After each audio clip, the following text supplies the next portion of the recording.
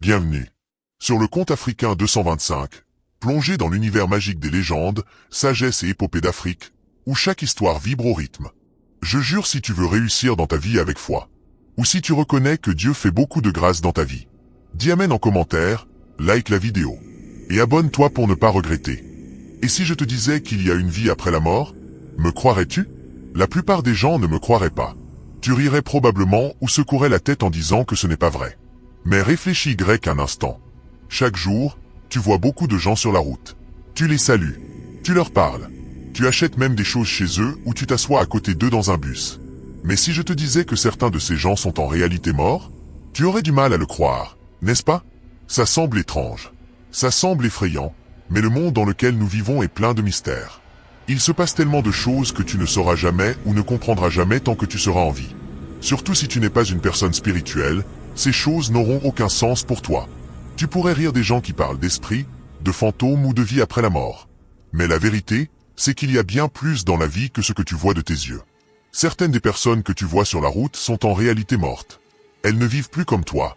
Mais comme tu ne sais pas qui elles sont vraiment, tu les vois comme des personnes normales. Tu leur parles, tu leur serres la main, et tu pourrais même partager une blague avec elles. Tu les vois parce que tu ne connais pas la vérité à leur sujet. Mais il y a quelque chose d'important à savoir. Les gens qui savent qu'une personne est morte ne peuvent plus jamais la voir. Une fois que tu connais la vérité à leur sujet, c'est comme si elle disparaissait complètement de tes yeux. Elles deviennent invisibles pour toi. La vie après la mort n'est pas la même pour tout le monde. Quand les gens meurent, ils ne vont pas tous au même endroit ou ne vivent pas la même chose. Pour certains, la mort signifie le repos final. Ils trouvent la paix. Ils dorment pour toujours et n'ont plus à se soucier de rien. Mais d'autres n'ont pas ce genre de repos. Certains meurent et reviennent à la vie en renaissant dans une famille qu'ils aimaient quand ils étaient vivants. Ils ont une autre chance de vivre, mais dans un nouveau corps. Ils renaissent pour continuer leur voyage sur Terre. Pourtant, il y en a d'autres qui meurent mais ne peuvent pas se reposer du tout. Ils ne s'endorment pas pour toujours et ne renaissent pas. Au lieu de cela, ils s'éloignent loin de l'endroit où ils sont morts. Ils vont dans des lieux où personne ne les connaît ou ne se souvient d'eux. Ils se cachent parmi les vivants, vivant comme des étrangers dans un nouvel endroit. Personne là-bas ne sait qu'ils sont vraiment ou qu'ils sont morts. Ces personnes mortes pourraient être n'importe qui autour de toi. Elles pourraient être tes voisins qui te saluent tous les matins. Elles pourraient être tes collègues de travail qui s'assoient à côté de toi et rient à tes blagues. Elles pourraient être les clients à qui tu vends des choses dans ton magasin. Elles pourraient même être tes amis qui passent du temps avec toi, t'appellent au téléphone ou t'aident quand tu as besoin de quelque chose. Mais tu ne sauras jamais qui ils sont vraiment. Tu ne sauras jamais leurs secrets parce que tu ne peux les voir que si tu ne connais pas la vérité à leur sujet. Dès l'instant où tu découvres qu'ils sont morts, ils disparaissent de tes yeux pour toujours. C'est le monde caché des morts.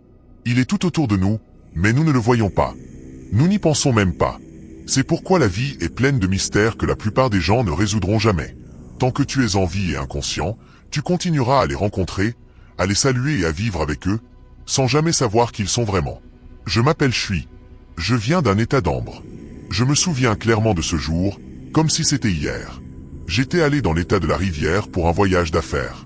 C'était censé être un voyage normal, rien de spécial. J'avais fini tout ce que j'étais venu faire et j'étais prêt à rentrer chez moi à Anra. J'ai pris un bus qui devait me ramener. J'avais même trouvé une bonne place, je me suis installé et je me sentais soulagé de rentrer chez moi. J'avais mon sac avec moi et mon téléphone dans ma poche. Je pensais à ce que je ferais en rentrant. Peut-être manger un bon repas, voir mes proches et me reposer. Mais sur le chemin de sortie de l'état de la rivière, quelque chose de terrible s'est produit. Un autre bus roulait à toute vitesse derrière nous et a heurté un camion-citerne de carburant. Au moment de l'impact, il y a eu un bruit fort et effrayant. Avant que quiconque puisse crier ou réagir correctement, le camion-citerne a explosé. L'explosion était si puissante. Le feu s'est propagé si rapidement, bien plus vite que quiconque pouvait courir ou s'échapper. Les flammes se sont répandues partout, passant de voiture en voiture et de bus en bus. Les gens criaient, pleuraient, suppliaient pour qu'on les aide, mais personne ne pouvait rien faire. Tous les véhicules à proximité ont pris feu. Les gens à l'intérieur de ces voitures et bus étaient tous piégés. Ils ont été brûlés au-delà de toute reconnaissance. Le feu n'a rien laissé qui puisse être sauvé. Malheureusement, j'étais l'une de ces victimes. Je n'ai pas pu survivre. Les flammes étaient partout en un instant. Ma peau a brûlé. Mes vêtements se sont transformés en cendres. Mon corps a été détruit. C'était une manière horrible de mourir. Il n'y avait pas de temps pour réfléchir, pas de temps pour prier correctement, pas de temps pour dire au revoir à qui que ce soit. Tout s'est passé trop vite. Quand le feu s'est enfin éteint, il ne restait rien de nous que les gens pouvaient reconnaître. Nous étions tous partis, nos corps carbonisés et méconnaissables. Mais ensuite, quelque chose d'étrange s'est produit.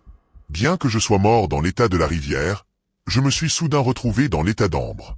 C'était comme si j'avais été transporté là instantanément. J'étais debout sur un terrain familier, comme si j'étais arrivé chez moi sain et sauf. Plus étrange encore, tout ce que j'avais avec moi dans ce bus était toujours là. Mon sac était sur mon épaule. Mon téléphone était dans ma poche. Mes vêtements semblaient normaux à nouveau. Cela semblait si réel, comme si rien ne s'était passé. Mais je savais que quelque chose n'allait pas parce que, tandis que j'étais là dans l'état d'ambre, je pouvais encore voir le bus en feu dans l'état de la rivière. Depuis cet endroit précis, je regardais les flammes dévorer mon corps. Je me voyais brûler à l'intérieur de l'épave. C'était une vision horrifiante. J'étais debout en sécurité dans l'état d'ambre, mais en même temps, je regardais ma propre mort se produire dans l'état de la rivière. Je pouvais voir la fumée noire s'élever, entendre les cris faibles qui s'étaient tus depuis longtemps, et voir le bus détruit avec mon corps brûlé à l'intérieur. C'est alors que j'ai vraiment réalisé que j'étais mort. Il n'y avait pas d'autre explication. Je ne rêvais pas. Je n'avais pas d'hallucination. J'étais mort, mais d'une certaine manière, toujours là, regardant tout se dérouler. Cette réalisation m'a rendu très en colère. Je me sentais trompé. Je me sentais impuissant. Je voulais crier, mais personne ne m'entendrait. Je voulais défaire ce qui s'était passé, mais je ne pouvais pas. J'étais mort, et je ne pouvais rien y faire. Tout ce que je pouvais faire, c'était rester là, coincé entre deux endroits, regardant ma propre fin tragique, sachant que ma vie était terminée.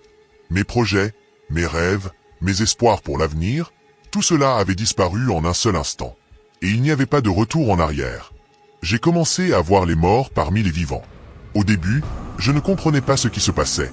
Je marchais sur la route et je remarquais des gens vaquant à leurs occupations quotidiennes, vendant, achetant, parlant, se pressant pour attraper des bus. Mais ensuite, j'ai réalisé quelque chose d'étrange. Certains d'entre eux étaient en réalité morts. Cela m'a choqué. Certains de ces morts travaillaient comme contrôleurs de bus. Ils criaient pour attirer les passagers, collectaient les tarifs, discutaient avec les chauffeurs, et personne ne soupçonnait quoi que ce soit. Ils semblaient si vivants. Mais je pouvais voir qu'ils n'étaient plus vraiment parmi les vivants. D'autres vendaient de l'eau en bouteille au bord de la route. Je les regardais marcher sous le soleil brûlant, appeler les clients, rendre la monnaie. Ils se fondaient si bien dans la masse. Personne ne pouvait dire qu'ils étaient morts à moins de connaître la vérité. J'ai aussi vu des élèves du secondaire en uniforme, riant et jouant avec leurs amis, portant leurs livres, allant en classe. Ils étaient morts, eux aussi, mais ils se comportaient encore comme n'importe quel adolescent normal, et personne ne savait qu'ils avaient déjà franchi la frontière. Et puis il y avait des adultes, des gens rentrant du travail le soir, visage fatigué, sac sur les épaules. Ils rejoignaient la foule aux arrêts de bus, saluaient des amis, parlaient au téléphone, mais eux aussi étaient morts.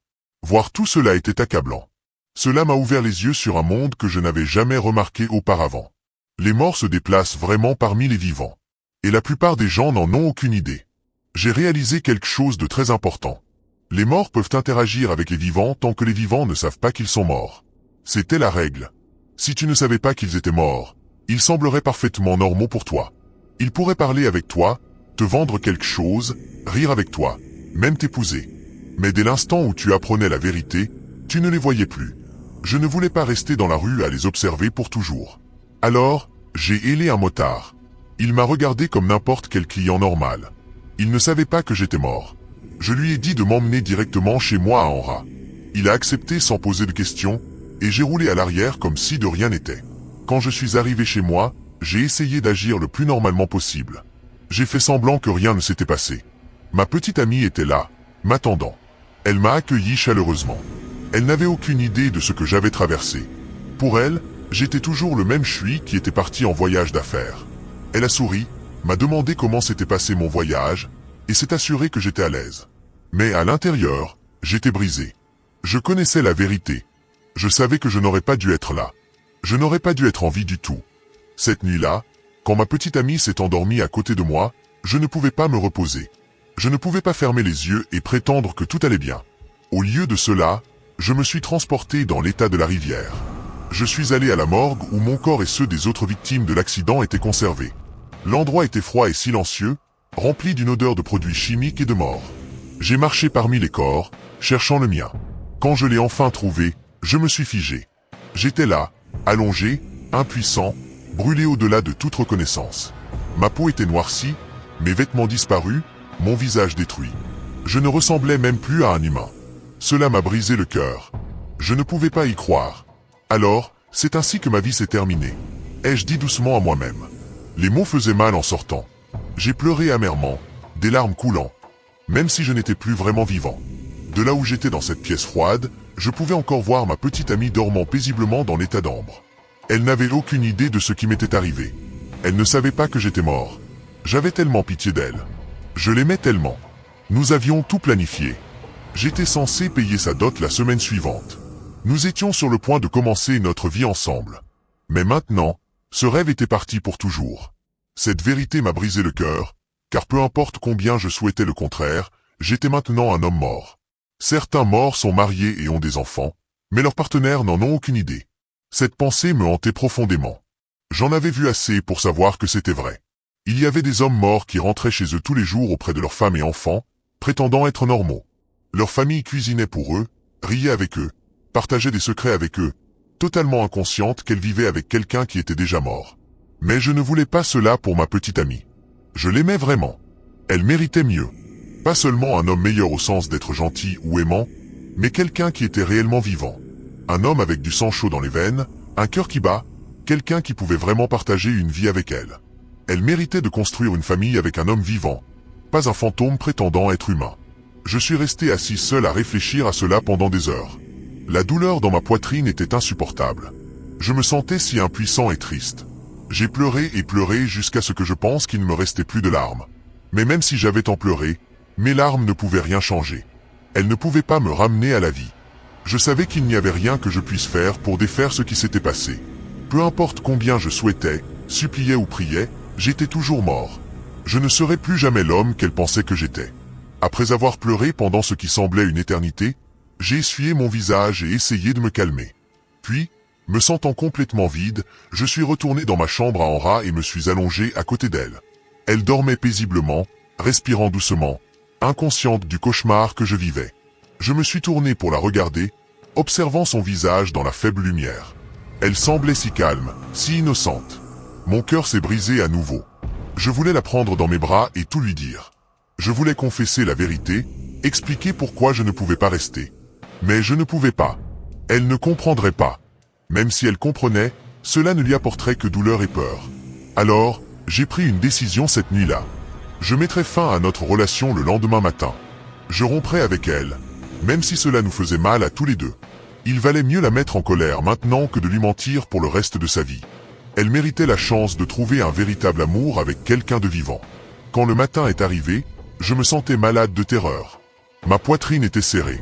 Ma bouche était sèche, mais je me suis forcé à parler. Je lui ai dit que c'était fini.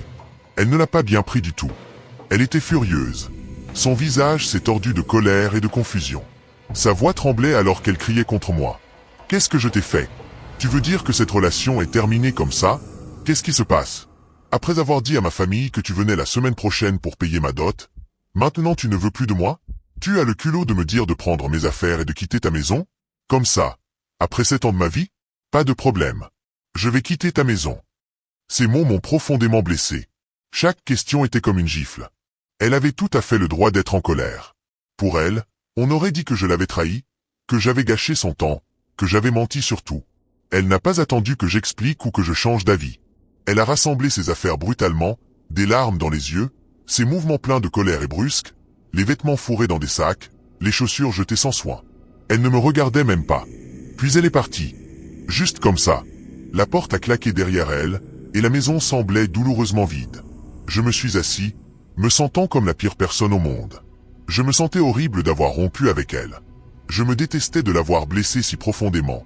Mais au fond, je savais que c'était nécessaire. Je l'avais fait parce que je l'aimais. Elle pensait que j'avais gâché 7 ans de sa vie et que je n'avais jamais prévu de l'épouser.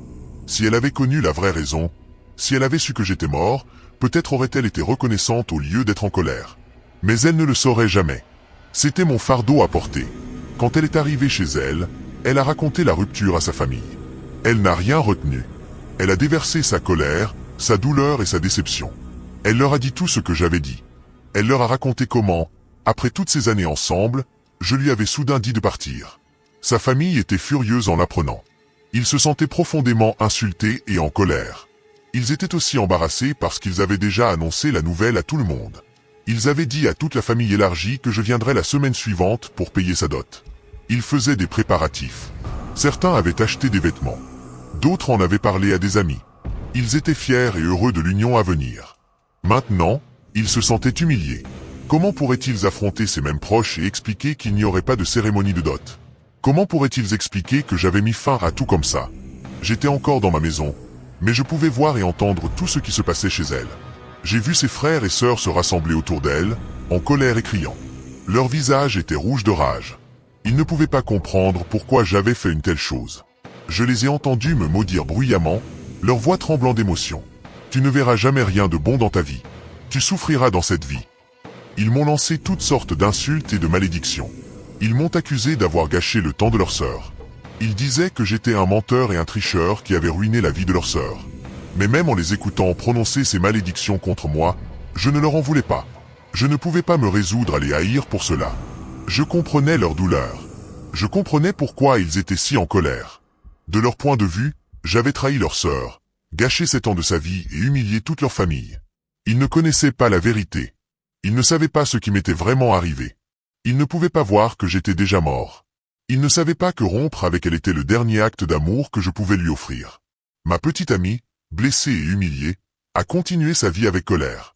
Elle a essuyé ses larmes, rangé tous les souvenirs de nous et décidé de m'oublier. Elle agissait comme si elle me haïssait, et peut-être que c'était vraiment le cas. Je ne lui en voulais pas pour cela non plus. Elle méritait d'être en colère. Elle méritait mieux que ce que je pouvais lui offrir. Je suis aussi passé à autre chose à ma manière. Mais ce n'était pas la même chose que de vraiment vivre. Mes jours sont devenus vides. Je me promenais, me sentant creux. Mais même si j'étais mort, j'avais encore des désirs. J'avais encore des pulsions que je ne pouvais pas contrôler. Chaque fois que ces envies sexuelles survenaient, je faisais ce que je pouvais. Je contactais des filles impliquées dans la prostitution. Je les payais et je couchais avec elles. Il n'y avait pas d'amour là-dedans, pas de connexion, juste un moyen de calmer la douleur en moi pendant un moment. Mais même cela n'était pas aussi simple qu'il y semblait, car certaines de ces filles impliquées dans la prostitution étaient mortes, elles aussi. Elles parcouraient les rues en souriant et en appelant les clients, prétendant être vivantes. Mais les gens ne savaient pas. Ils n'avaient aucune idée qu'ils couchaient avec des morts. Les hommes les payaient, pensant que c'était juste une transaction. Ils couchaient avec elles, riaient avec elles, et partaient sans y penser davantage. Mais ces filles étaient comme moi, des esprits, prétendant faire partie du monde des vivants. Personne ne pouvait le dire. Personne ne pouvait voir la vérité. C'était la réalité que je devais accepter. C'était ma nouvelle vie. Une vie d'ombre, de mensonges et de faux-semblants. Et il n'y avait rien que je puisse faire pour changer cela. Les jours se sont lentement transformés en semaines, et les semaines en mois. Le temps continuait de passer. Même si je n'étais plus vivant au sens normal, mon corps était toujours à la morgue dans l'état de la rivière, attendant quelque chose qui ne viendrait jamais. Au début, l'employé de la morgue faisait son travail. Il nettoyait mon corps, appliquait des produits chimiques pour le préserver, et le gardait suffisamment décent pour que quelqu'un puisse l'identifier. Mais après un moment, il a cessé de s'en soucier. Il a complètement perdu intérêt. Il ne se donnait plus la peine de me laver. Il ne vaporisait même plus de parfum sur mon corps pour masquer l'odeur de la décomposition.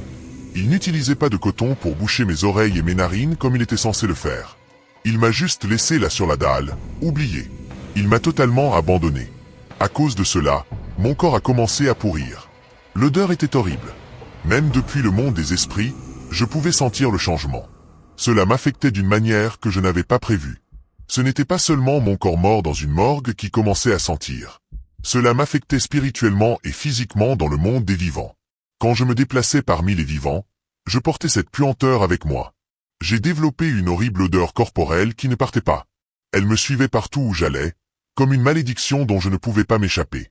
Quand je passais près de mon voisin, il fronçait le nez. Il remarquait l'odeur. Il savait que quelque chose n'allait pas.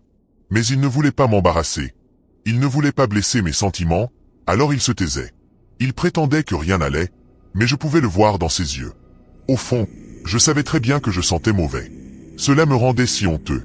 J'ai essayé tout ce que je pouvais imaginer pour le cacher. J'ai acheté toutes sortes de parfums, des marques chères, des sprays locaux, tout ce que je pouvais trouver. Je les vaporisais abondamment sur moi, espérant couvrir l'odeur, mais rien ne fonctionnait. L'odeur perçait à travers chaque parfum. C'était comme si elle faisait partie de moi. Finalement, j'ai abandonné. J'ai arrêté d'essayer. Cela n'avait aucun sens. La seule vraie solution était que l'employé de la morgue dans l'état de la rivière fasse son travail et prenne correctement soin de mon corps. Mais il n'allait pas le faire, et je n'avais aucun pouvoir pour le forcer. J'étais coincé avec cette odeur nauséabonde pour toujours. Quand je marchais dans les marchés ou le long de la route, les gens commençaient à murmurer. Ils ne se donnaient même pas beaucoup de mal pour le cacher. Ils se penchaient les uns vers les autres et chuchotaient. Cet homme sent mauvais. Cet homme a une odeur corporelle. Ils pensaient être discrets, mais je les entendais.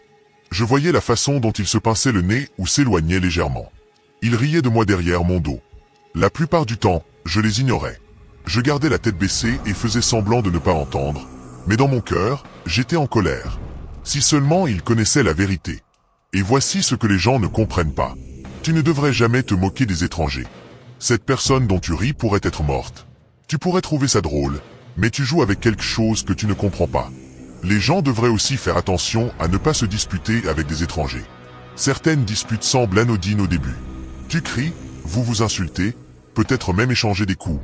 Mais tu ne sais pas avec qui tu te bats. Si tu te bats avec la mauvaise personne, surtout quelqu'un comme moi, quelqu'un qui est mort, ils pourraient te laisser gagner sur le moment, mais ils reviendront certainement pour toi spirituellement. Quand ils viendront, ce sera à minuit pendant que tu dors dans ton lit, inconscient. Tu fermeras les yeux en pensant que tu es en sécurité, mais tu dormiras et ne te réveilleras pas le lendemain matin. C'est ainsi que certaines personnes meurent dans leur sommeil sans avertissement. Alors, sois prudent. Ne ris pas des étrangers. Ne les provoque pas.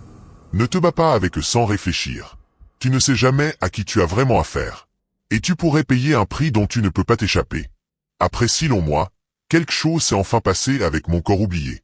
Il était resté tout ce temps à la morgue dans l'état de la rivière. Personne n'était venu me réclamer. Aucun membre de ma famille n'était entré et n'avait dit mon nom. Personne ne m'avait identifié. Mon corps était juste resté là, abandonné, pourrissant lentement alors que les jours se transformaient en semaines et les semaines en mois. L'odeur devait être terrible. Même les employés de la morgue avaient abandonné l'idée d'essayer de nous préserver. Nous étions nombreux, pas seulement moi. Nous avions tous péri dans cet horrible accident, brûlés si gravement que personne ne pouvait reconnaître nos visages ou nos corps. Certaines familles sont venues à la morgue. Elles parcouraient les couloirs froids, vérifiant les cadavres brûlés, priant pour ne pas voir quelqu'un qu'elles connaissaient. Mais même lorsqu'elles venaient chercher, elles ne pouvaient pas dire qui était qui. Nous étions tous brûlés au-delà de toute reconnaissance. Visages détruits, vêtements réduits en cendres, peau noircie et pelants. À cause de cela, nos familles sont reparties en pleurs et dans la confusion. Elles ne nous ont pas réclamés parce qu'elles ne savaient pas quel corps était le nôtre, alors nous sommes restés là. Finalement, le gouvernement de l'État de la Rivière a pris une décision. Ils ont rassemblé tous nos corps non réclamés, les victimes que personne ne pouvait identifier, et ont organisé notre transport vers un cimetière. Nous devions avoir une inhumation collective. Ce n'était pas un enterrement approprié avec nos noms appelés ou des prières dites par des proches. C'était juste un moyen de se débarrasser de nous respectueusement, pour que la morgue ne soit pas pleine de corps pourrissants et non réclamés. Ils nous ont mis ensemble dans une grande fosse. Pas de cercueils individuels, pas de pierres tombales avec nos noms, juste une inhumation collective pour nous tous qui avions été oubliés. Mais même si mon corps brûlé a été emmené là-bas, je n'étais pas vraiment parti. Depuis l'état d'ambre, je me suis rendu en esprit pour assister à ma propre inhumation. C'était étrange, debout là, invisible parmi les vivants, les regardant m'enterrer. J'ai vu les ouvriers creuser la grande fosse. Je les ai vus descendre les corps l'un après l'autre comme s'ils n'étaient que des déchets à éliminer. Personne n'a pleuré pour moi spécifiquement. Personne n'a appelé mon nom. Pour eux, j'étais juste un autre cadavre inconnu. Mais je savais exactement qui j'étais. J'étais de l'état d'ambre. J'étais l'homme qui riait, faisait des projets et rêvait d'épouser la femme que j'aimais. Et maintenant, je regardais mon propre corps ruiné être enterré dans une fosse commune loin de chez moi. Alors que les gens se déplaçaient dans le cimetière, j'ai essayé de leur parler. J'ai interagi avec eux, prétendant être juste une autre personne présente, mais ils ne connaissaient pas la vérité. Ils ne savaient pas que j'étais l'une des victimes enterrées juste devant eux. Ils ne savaient pas que l'homme à qui ils parlaient était déjà mort. Après que l'inhumation fut terminée, il n'y avait plus rien pour moi là-bas. Je n'avais plus ma place dans l'état de la rivière. Alors, je suis retourné à Anra. La vie a continué. Je suis retourné dans les mêmes endroits que je fréquentais. J'ai marché dans les mêmes rues. J'ai vu mes amis. J'ai vu ma famille. J'ai interagi avec eux. J'ai ri quand ils riaient. Je leur répondais quand ils me parlaient. Mais ils ne savaient pas. Ils ne pouvaient pas voir la vérité. Pour eux, j'étais toujours vivant. J'étais toujours suis. Personne ne soupçonnait que j'étais mort dans cet accident incendiaire il y a si longtemps. Jusqu'à aujourd'hui, personne ne sait que je suis mort l'année dernière. Je suis toujours là, errant parmi les vivants, invisible pour ce que je suis vraiment. Les regardant vivre leur vie pendant que je reste coincé entre deux mondes. La prochaine fois je vais prendre le nom des bavards et des absents.